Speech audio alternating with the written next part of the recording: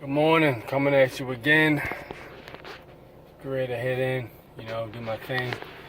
First things first, the subscribe button was talking shit. Mash them out, let them know you ain't no punk. If you can like and you can subscribe with your knuckles, that means you're a great puncher. Today I wanted to talk about, this is for my my grappling heads. I wanted to talk about Brazilian Jiu-Jitsu. It's an art I've been taking for almost 3 years. And I've developed some noticeable differences in my mentality and my body both. And I wanted to pretty much go over what my opinion of the sport is. Brazilian Jiu-Jitsu is one of those sports that requires a whole lot of patience. If you don't know, it's basically a grappling art where it consists of positional dominance, chokes, joint locks, and things of that nature, pretty much. And hyper extensions is the same thing. It's a very patient, trying sport because you get better slowly over time. It's very, very slow, depending on how much you train, of course. And a person like me, without a whole lot of time, having a family and all that stuff, it's I can really only train 2 to 3 times a week. Usually, well, at one point I was doing 3 to 4, but as life changes, you get less and less time to do things at certain points. Hopefully that'll change later. But it's a very trying sport because, like, you think you come in and you train, but you train with all your teammates. And I had Master Julius as my master is, and then my coach is Coach Keith. And they basically informed me that it's kind of like you realize you don't think you're getting better because you come into class every day, you train with the same people, and you develop their knowing or understanding of their habits and what they like to do in terms of when they spar with you, and you start to understand and fall into a pattern. People change their move sets and their reactions over time, but the gist of it was people pretty much have a set pattern at first or at a period of time. So you come in, you train with them, and you start to understand their movements and how they move. You're also all improving at the same time. So you never really quite feel like you got better. Like, you always think you're not that great because that's just the way the sport is set up. I mean, I've talked to black belts and purple belts that say, man, they still think they suck. I'm like, how can you suck? I don't know, man. But I mean, me, I'm a let's put it like a high-level phase belt, which is almost a blue belt, pretty much. I probably would have had my blue belt a while ago, but I had to stop training because I got sick last year, and then some injuries too. I was riddled with injuries over the last year and body ailments and shit. So now that I'm pretty much recovered, almost 100% recovered, trying to hit full swing. But it's a difficult art to learn. It's not easy at all. I had to say this is one of the hardest things I've done, man, because you always got to go in with the mentality that you're there to learn and try new things. What you don't want to do is you don't want to be stuck in a mode where you go in and you do the same things every time, and you don't necessarily do anything else because you have a fear of losing or a fear of getting smashed and passed or whatever, or your guard passed or whatever like that.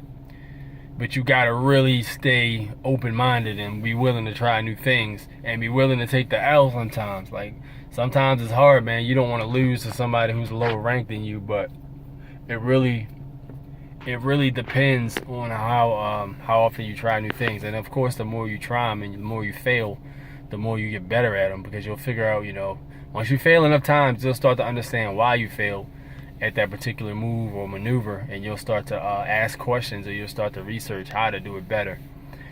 For me, it's time off really is the thing that set me back, man. It was crazy because I remember I took 3 months off. I was training a little bit here and there in between because I had a knee injury. This was like I want to say February. So I had a knee injury, and then I was drilling here and there, but I wasn't sparring a lot. Then when I was sparring, I would go with smaller guys and go real light with upper belts so I wouldn't get injured. White belts are freaking crazy, dude. Like, yo, hey, them dudes, they got something to prove. They have wild body movements and shit. You might catch an elbow to the jaw, a knee in the head. Crazy as fuck, man. I used to be the same way. Everybody used to tell me I was crazy and wild, but I actually worked on that last year, so I'm a lot more controlled and calm, not as spastic. But yeah, so I was basically pretty much sidelined for almost 3 months. I didn't get any hard rolls, and when I came back, I didn't notice. I noticed a little bit of a difference between me and the people I trained with, but I still kind of trained here and there, so it wasn't that big. But dude, when I took off another 3 or 4, I think it was 4 months after that, later that year, and I came back. I just came back like 2-3 months ago, as a matter of fact, maybe 4 months ago, something like that. But I took a long hiatus. But when I came back, bro, asses I was kicking when I first started, man, they were busting my ass. It was crazy. Like when they first started, actually, and I had been seasoned, I was smashing on them. Like they couldn't fuck with me. But man, when I came back, dude, I didn't know what the hell was going on. I'm like, it's partially because I was out of shape, and then also they improved. They just came in, they rolled, they trained, they drilled, and they executed the maneuvers, and they were more seasoned in some of them than I remember them being. But I'm like, man, everybody got substantially better. You really have to continue training, man, because eventually what happens is everybody pulls ahead of you, and guys you were not light years, but guys you were years ahead of in time, man, they can catch up if they dedicated enough.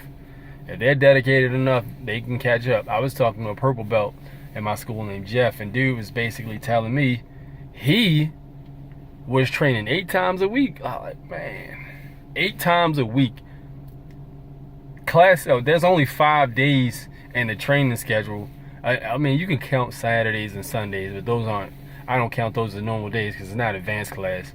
But there's 5 days in a week, and you might be able to go. There's 2 different locations people bounce back and forth in, which are about 20 minutes away from each other. So he had to be doing advanced class every day. And then sometimes he had to be doing, some days it had to be an extra class in there somewhere. The way I'm seeing it, like if you did 5 advanced classes, that's 5 classes. You need 3 more days where you train twice. So I don't know. You got to be rich to have that kind of time, man, because money can't be a concern because you're not gonna be working if you're gonna be working training 8 times a week. Like, jeez. But I mean, you put in the work, you see the results. My man got his blue belt in a year and a half, he said. A little closer to a year, I think he said. But he put in the work, man. It's all about the mat time and the work. So sometimes you might get discouraged and feel like, man, there's no way I can do this. But the key is you just got to keep pushing, man. That's the most trying part for me, bro. Like, sometimes everybody wants to quit sometimes, not thinking they're good enough, not thinking they're strong enough, their body's in good enough shape, man. But you honestly just have to keep pushing. Like, you are getting better, but you just don't see it because everybody else is getting better too. So with that said, it's not exactly the easiest art. If you practice Brazilian Jiu-Jitsu, you know what I'm talking about. It's a very difficult art to learn, but it is highly effective, I would say, to know in general. You might run in a situation where you need it. And then also just to stay healthy, man. Like, with these electronics and things we have these days, a lot of people are sitting around a lot and not really getting any exercise. So it's very important to do something to keep your body active. Like, you can go in a house and sit on a couch all day, but make sure you're doing something to keep your body active, whether it be a combat sport or whether it be just some cardio or something like that. That's very important. So with that said, I love the sport, man. It's a whole lot of fun. I'm actually able. I just literally weighed myself yesterday, and I was 100 day before yesterday I was 189 pounds, close to 190. And what ended up happening was later on, I used the bathroom a few times, came back, I was about 185. But when I had first came back, I was probably only about 171. But I noticed my arms are bigger. I started Muay Thai again too, so that definitely has something to do with it. But I noticed my arms and legs are bigger. Some of my clothes I can't even fit anymore, and then some of them are more snug. So that's one thing I definitely learned. But it'll get you in shape, but you just gotta be about it and dedicate yourself to it. If I was rich and I had more time, bro, I'd be training every day just like my man Jeff was. But unfortunately, that's not the reality a lot of us live in. So very important to keep yourself active, make sure your body gets the proper amount of nutrition, eating Very important for me. You got to figure out your body type too, because I figured out I'm a ectomorph, which is basically a more thinner, lean type body. You have to eat differently than an endo and a mesomorph would eat. So for me, it's more about taking in hella calories. And they basically say you don't have to focus on cardio as much, but hella calories. You need a lot of calories. And I literally just learned this probably about, I say a month ago. Like, I realized I need to be eating a lot of calories in order to burn energy. So that's what I'm headed to do right now, as a matter of fact. So, you know, I get a bunch of snacks. I got to eat a lot of stuff to make sure that I keep the proper amount of food in my system so I can burn that shit. So that's basically everything I pretty much learned with it, but it's a lovely sport. If you haven't tried it, I would definitely advise you to go at least give it a try, because you might like it. You know, it's you know, you got some. If you get a good school, man, it's a great sport, because they're not gonna force you to do anything. You know, it's your first day in. People take it easy. Watch out for white belts though, because them motherfuckers, they see fresh meat when you come in, because you gotta imagine they're getting their asses kicked by higher ranks every day, and then they beat the shit out of each other all day. So when they finally get somebody that comes in that they know they can take, they're all about that shit. I used to be the same way, man. It's a shark mentality. But when you go into a good school, I know in my school, when new guys come in, they put them with upper belts. Upper belts don't really care about smashing the shit out of new dudes. They'll let you try a few moves. Don't get greedy though, because you will get fucked up if you get greedy with the moves, like trying to submit them and shit. But you know, come in there and, you know, roll with them, try the stuff that you learn, you know, realize what works and what doesn't work, and give it an honest try. And then, you know, if you like it, stick with it, man. But definitely do something to keep yourself active, you know. But let me get in here and punch this clock, man. So you know, like, comment, subscribe. You know, let me know what you think. Is there a martial art that you like to practice? And if so, what is it and why do you like it so much? Meanwhile, let me get in here and punch this clock. Peace out.